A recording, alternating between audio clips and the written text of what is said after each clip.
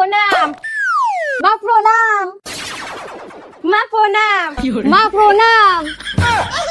মা প্রণাম। মা প্রণাম। মা সবসময় শুধু হিংসা আর হিংসা। দেখো পাশের বাড়ির বউটা কোন ভোরে উঠে স্নান করে পূজার কাজ করছে। যাও স্নান করে পূজার আয়োজন করো। ঠিক আছে।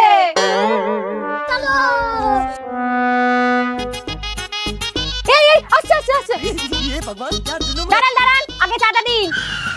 কিসের চাঁদা? সরস্বতী পুজোর চাঁদা। পুজো কোথায় হচ্ছে? আমাদের বাড়িতে। বাড়ির পুজোর জন্য চাঁদা দিতে হবে? আচ্ছা পুজো তো করছো, সরস্বতী বানান বলো তো দেখি।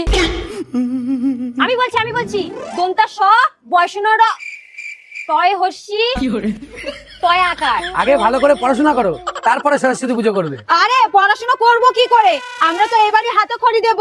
এই বয়সে হাতে খড়ি? কেন, কোথাও লেখা আছে কোন বয়সে হাতে খড়ি দিতে হবে? কি ব্যাপার, এরা গেল কোথায়? বৌমা, তোমাদের বললাম স্নান করে পূজার আয়োজন করতে, আর তোমরা রাস্তায় এসে দাঁড়িয়ে আছো। মা আয়োজনই তো করছি, এই দেখুন 100 টাকা উঠেছে। আরে আমি টাকা তুলতে বলিনি, আমি পূজার ফল বানাতে বলেছি। কি আশ্চর্য, আর একটু হলেই খসে যাচ্ছিল।